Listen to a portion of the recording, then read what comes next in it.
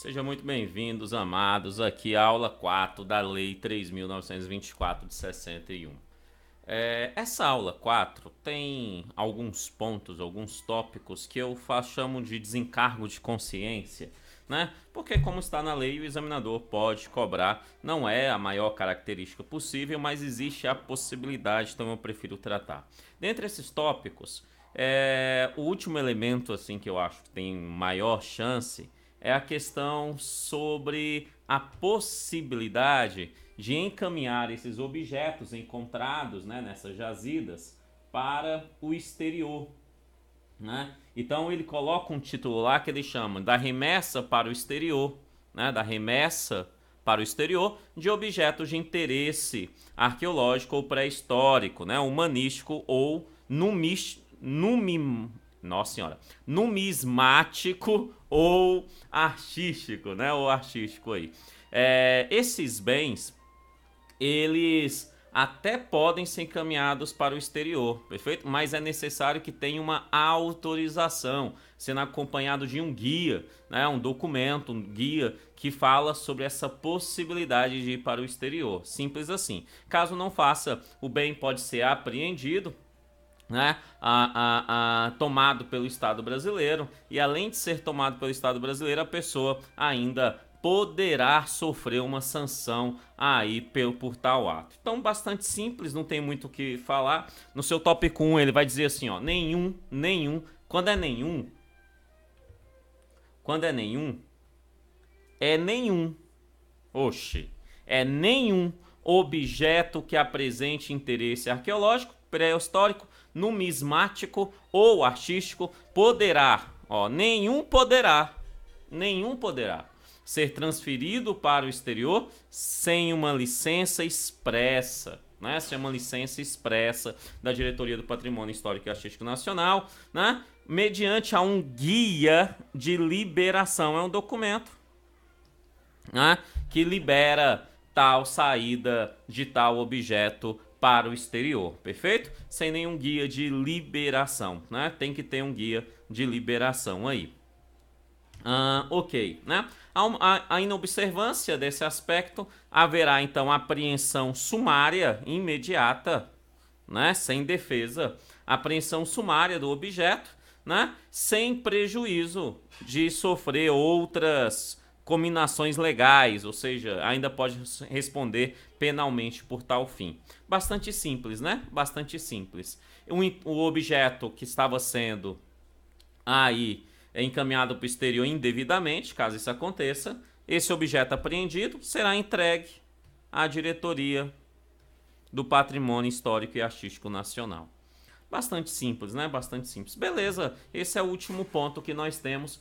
O restante está nas disposições gerais. E as disposições gerais são vários pontozinhos com informações isoladas. Precisamos conhecer, precisamos saber o que está lá, então vamos passar rapidamente por eles. Ele diz assim, o aproveitamento econômico das jazidas. Esse tem uma grande chance de cair, algumas chances de cair, né? Tá falando do aproveitamento econômico das jazidas. É possível? A resposta é sim, é possível. Mas é necessário estar em condições prescritas no Código de Minas, né? Que é um código que trata sobre os aspectos voltados para a utilização de solo, né? Então, no Código de Minas, perfeito? Uma vez concluída o estudo daquela área, tá? Então você só pode colocar para aproveitamento econômico depois que o estudo foi feito, depois que a análise, as pesquisas foram feitas. É por isso que ele fala, ó, aqui, ó, uma vez concluída, né, sua exploração científica, perfeito? Mas para isso, para poder usar essa jazida como um bem econômico, né, que gera economia, é necessário um parecer favorável da Diretoria do Patrimônio Histórico e Artístico Nacional ou de um órgão oficial autorizado para tal fim. Bastante simples, né? O tópico 2 complementa esse tópico primeiro quando ele fala assim, todas as jazidas serão preservadas. Preste atenção.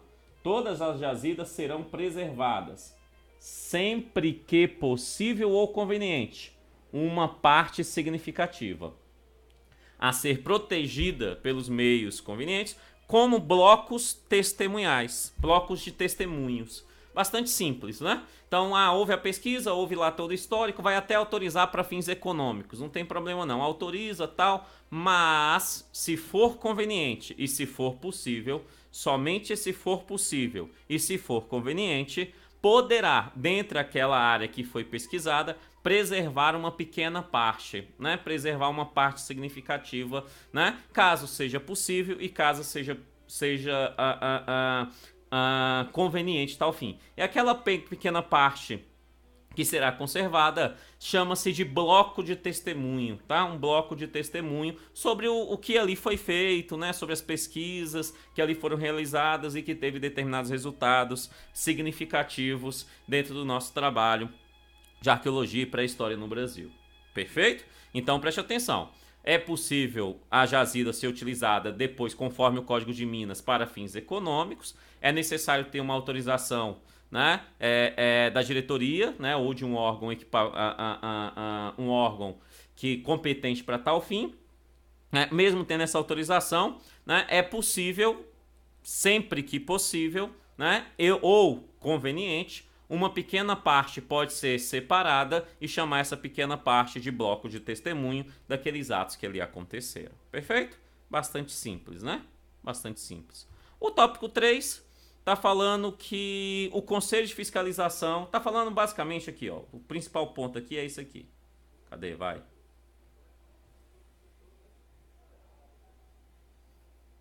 Travou? Pronto, vai lá. Pronto, foi. Aqui, ó. A questão aqui do tópico 3... Eita, volta aqui. Deixa de fuleiragem comigo. Pronto, aqui, ó. A questão aqui do tópico 3 é isso aqui, ó. Pedido de cientista estrangeiro para poder utilizar, fazer pesquisa em uma determinada jazida brasileira. É isso que você precisa entender. Pedido de cientista estrangeiro, é necessário você ter ali antes um pedido sendo feito pelo Conselho de Fiscalização. E este Conselho de Fiscalização irá encaminhar esse pedido à Diretoria do Patrimônio Histórico e Artístico Nacional. Perfeito? Então, o cientista estrangeiro deseja fazer uma determinada pesquisa em determinada área, ele precisa encaminhar para o Conselho de Fiscalização, conforme essa lei, e daí encaminhar para a Diretoria do Patrimônio Histórico e Artístico Nacional, e aí este autorizando, ok, pode ser feito tais pesquisas, tá? Pode ser feita tais pesquisas aí. Quem tem estrangeiro pesquisando aqui no Brasil? Tem sim, tá? Tem sim. Você tem algumas escolas, né, no campo da arqueologia muito fortes, principalmente na Europa, né, que vem para o Brasil, sim, né, a França, dentre elas, né, sempre vem aqui. Beleza. Então, tendo um estrangeiro que quer pesquisar, ok, pode, mas é necessário encaminhar o pedido para o Conselho de Fiscalização e o Conselho de Fiscalização mandar para a Diretoria do Patrimônio. Ok. No tópico 4, ele está falando da autorização para essa pesquisa. Ele só está dizendo o seguinte, que nenhuma autorização, ó, nenhuma é nenhuma. Nenhuma autorização de pesquisa, né, de lavrar para jazidas de calcário de concha que possuam as características, ó, de monumentos arqueológicos ou pré-históricos poderá ser concedida sem uma audiência prévia da Diretoria do Patrimônio Histórico e Artístico Nacional. Traduzindo, nada pode ser concedido, nenhuma autorização de pesquisa pode ser concedido se não tiver ali uma audiência prévia da Diretoria do Patrimônio Histórico e Artístico Nacional. Atualmente, quem faz isso é o IPHAN, né? Mas a lei ainda fala da Diretoria do Patrimônio Histórico e Artístico Nacional. Beleza, tá? Então, nada pode ser feito sem a devida audiência aqui. No tópico 5 está falando de possibilidade de multa em caso de desrespeito. Não se preocupe com o valor em cruzeiros, não se preocupe com isso, os valores não caem, né? O que você tem que entender é, olha, caso se faça escavações, né, com infringência do que está aqui na lei, infringindo o que está aqui na lei, vai pagar multa, perfeito? Mas a multa não é a única penalidade, não. Essa pessoa ainda pode, né, ter os seus bens, aquilo que ele está utilizando para fins de pesquisa, os equipamentos, quanto que ele já encontrou como apreendidos, serão apreendidos de forma sumária, né? todo o material encontrado e os equipamentos.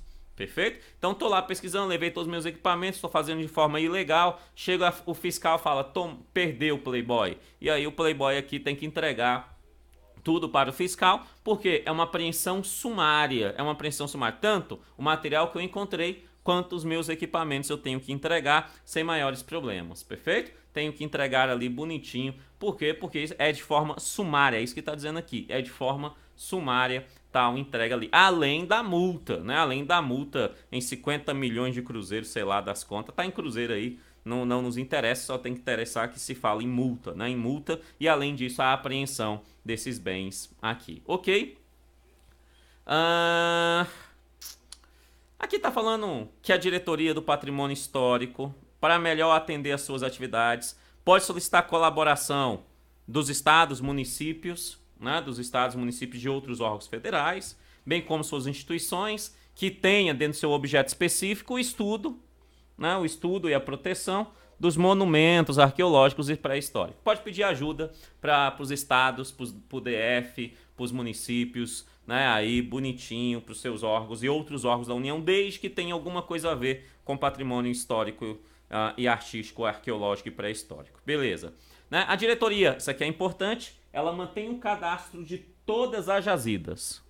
Tá? Ela mantém todos os monumentos arqueológicos do Brasil. Monumentos. Ela mantém um cadastro de todos os monumentos arqueológicos no Brasil. E se encontrar algum hoje, vai ter que parar nesse cadastro. É isso que ele está dizendo aqui, tá? Então mantém o cadastro. A Diretoria do Patrimônio Histórico tem um cadastro com todos os monumentos arqueológicos do Brasil, aonde que é registrado a todas as jazidas encontradas em relação a isso, beleza? Conhecidas por qualquer via, isso que ele diz no fim. Conhecidas por qualquer via.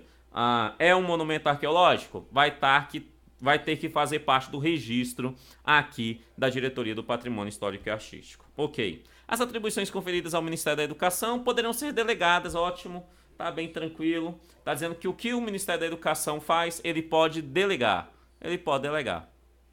Ministério da Educação e Cultura, atualmente Ministério da Cultura, né? Ele pode delegar a qualquer unidade da federação que disponha sobre esse serviço técnico administrativo especialmente organizado, a guarda e a preservação, né? Além de delegar tais ações, também serão encaminhadas, se delegou ao Estado, entenda isso, deleguei ao Estado para ele cuidar, ótimo, então o Estado precisa de dinheiro, então ele diz, além da delegação, bem como recursos suficientes para o custeio e o bom andamento dos trabalhos. Então ele também vai encaminhar recursos econômicos, financeiros, dinheiro, money, aos estados para que eles consigam fazer tal proteção. Perfeito? Tranquilo? Parte das multas relacionadas à fiscalização desse estado irão para o próprio estado, né? É isso que ele diz aqui quando ele fala, o produto das multas aplicadas é a apreensão de material legalmente feitas, né? Houve apreensão, foi aplicada multa em relação a esse artigo anterior, que fala aqui dos recursos encaminhados aos estados, né? Foi ali aplicado multa, ou apreendeu material ou equipamentos, e isso reverterá em benefício, do serviço estadual. Ou seja, esses recursos mediante essas multas, esses equipamentos apreendidos, são encaminhados para o próprio estado que irá ser responsável pela preservação daquele patrimônio. Bem tranquilo, né? Bem tranquilo. E a última informação que nós temos, sem mais delongas, aqueles que descumprirem a lei que fala sobre os monumentos arqueológicos ou pré-históricos poderão ser processados mediante o que se encontra no Código Penal.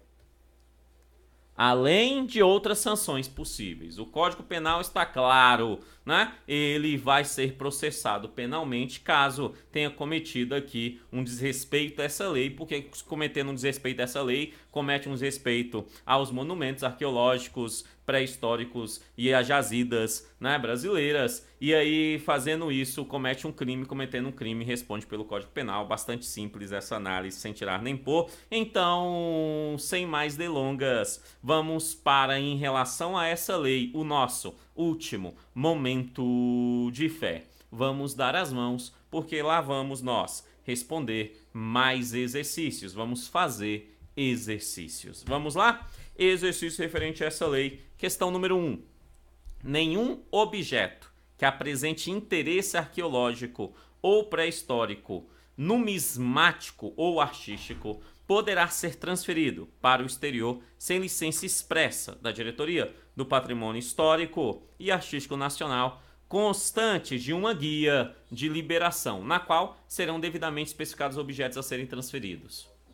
O item está corretíssimo, né? O item 1 está na letra da lei, exatamente isso. Nada pode ser transferido para o exterior sem a licença expressa da diretoria, mediante a guia de liberação. O item 1 está correto. Vamos ao item de número 2.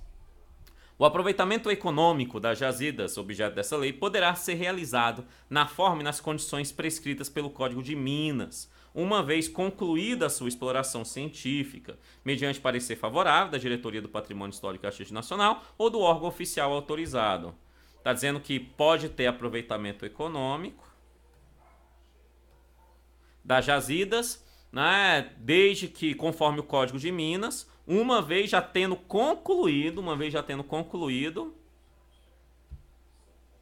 a exploração científica, mediante parecer favorável da Diretoria do Patrimônio Histórico e Artístico Nacional. Ok, né? O item está correto, sem tirar nem pôr. Realmente pode, mediante a autorização ali específica para tal fim, pode explorar economicamente aquela jazida, desde que já tenha sido resultado, feita toda a exploração científica e tenha um parecer favorável para tal fim de aproveitamento, né, tal fim de aproveitamento econômico. O item 2 está correto. Vamos ao item de número 3.